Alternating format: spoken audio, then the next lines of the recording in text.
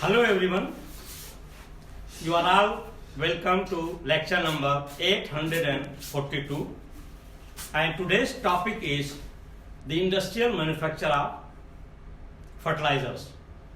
And previously I have already discussed the industrial manufacture of alcoholic beverages that was based on fermentation, and now I will be discussing this segment is on industrial chemistry, so that the students who are doing their graduation and post-graduation can benefit from these lectures, because industrial chemistry is also very important. And even in University of Maiduguri chemistry department, now it is Department of Applied and Pure Chemistry, where two new branches are introduced. New, I mean to say, in University of Maiduguri. One is industrial chemistry and second one is petroleum chemistry. So students can benefit. So one by one I will be discussing. So today's topic is the fertilizer industry. When we are talking of fertilizers, soil is directly linked to fertilizer.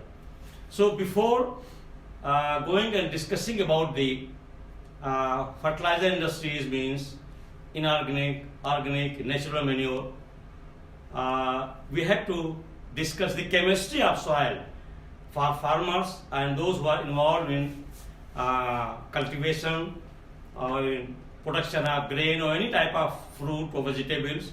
They must know the chemistry of their soil. Only then they can benefit maximum from different type of fertilizers. You know, fertilizer is used for the growth of plant, and plant and animals both are living organisms, and both require some nutrients, and these nutrients are divided. First one we are getting from nature, that is called natural nutrient, like carbon, hydrogen, oxygen. We are getting from air, we are getting from water. In the same way, plants also, first nutrient, that is called natural nutrient, they are getting from water and air. The second nutrient for plant, that is called primary nutrient. And primary nutrients are totally 16, like carbon, hydrogen, oxygen, nitrogen, phosphorus, zinc, magnesium, calcium, phosphorus, etc.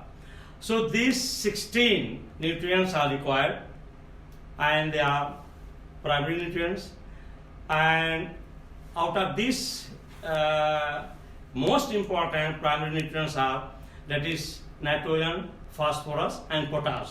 So these mainly, out of 16 nutrients which are required by the plant, the primary nutrients are nitrogen, phosphorus and potash. Then next one comes, that is your secondary nutrient.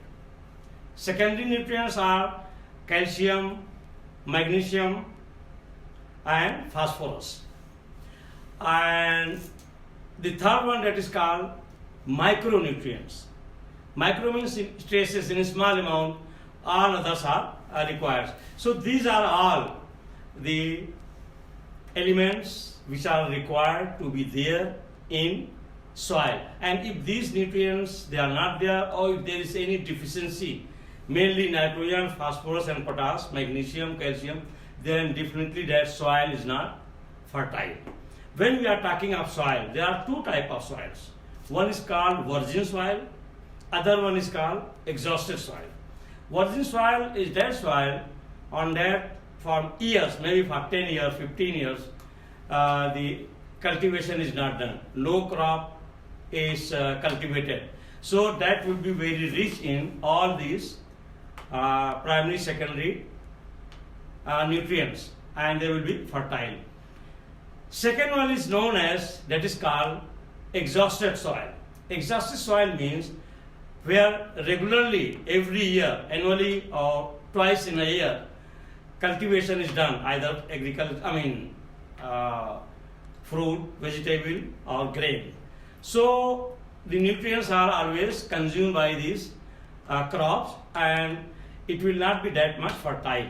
And also sometimes the farmers, they do same cycle of crop for 10 years, 15 years, the same soil and same crop. So it is also one of the factor which will reduce the fertility of the soil. Then the other factors which are very important is the pH level of the soil. pH is very important for soil. For example, pH, there is a scale. This pH scale for soil.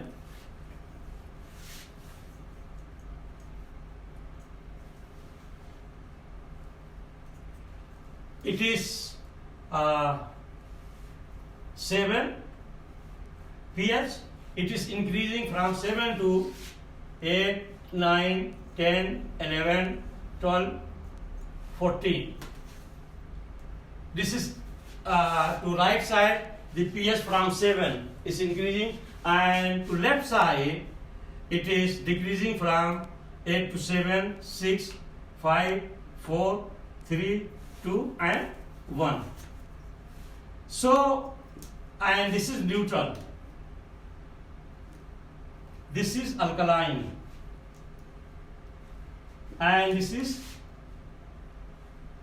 acidic. So, we have to check first all these nutrients, nitrogen percentage, potassium percentage, magnesium percentage, calcium percentage, all those elements. After that, then pH testing. Any soil which is acidic is not good.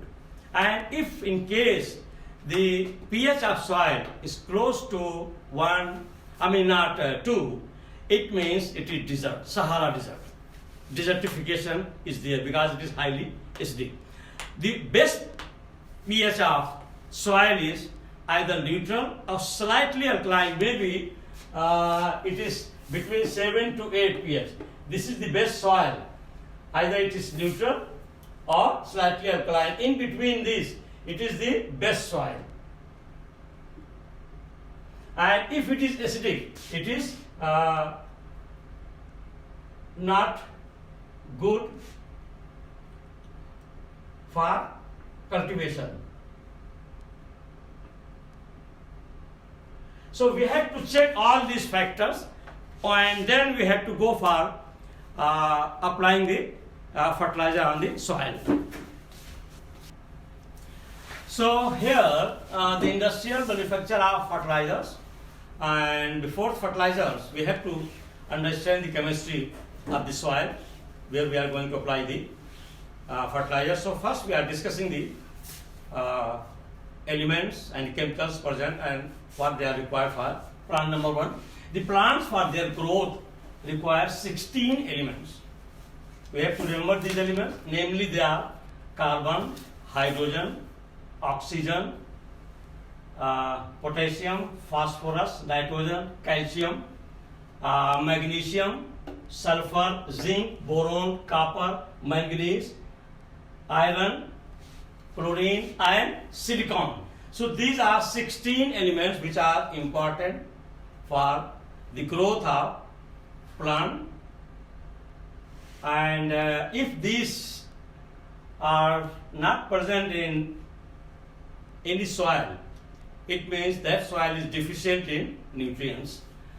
Out of these 3, mainly carbon, hydrogen and oxygen, I have already told you, they are known as natural nutrients, and they are found in air, and water is given by nature, and not only to plant, even to human beings. For animals as well as for plant, the water and air is the first condition of our survival. Without water we can survive for few days, that is H2O. But without air, air is having oxygen, which is very important.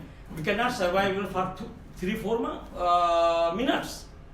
So this is from nature, that is air and water. So these are called natural nutrients, that carbon, hydrogen and oxygen which are provided by air and water is called natural nutrients, and the nitrogen, phosphorus and potassium, NPK. And that's why there are a lot of fertilizers now produced. They write on back NPK means it contains this percentage of nitrogen, maybe 30%, 40% nitrogen, maybe 10-20% potash, that is potassium, and then the phosphorus, maybe 10-20%. So that is the main fertilizer component, that is your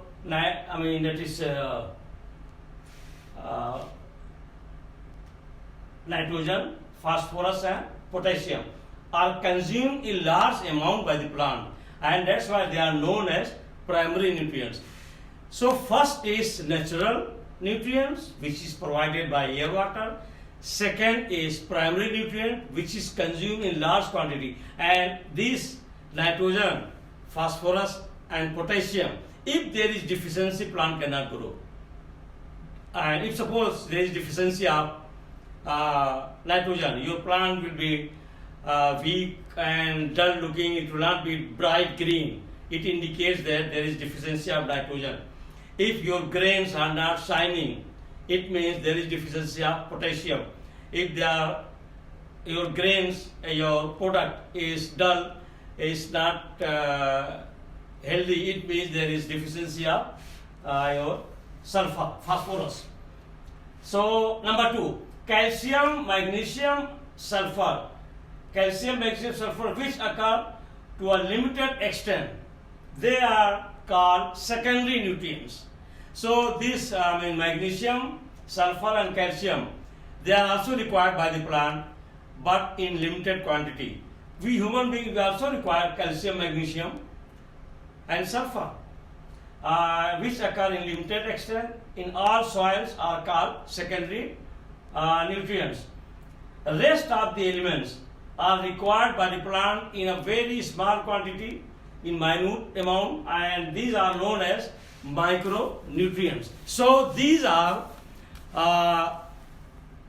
nutrients of the soil which are important to be present, and there should be thorough study of these nutrients before we are going to use any fertilizer in the soil.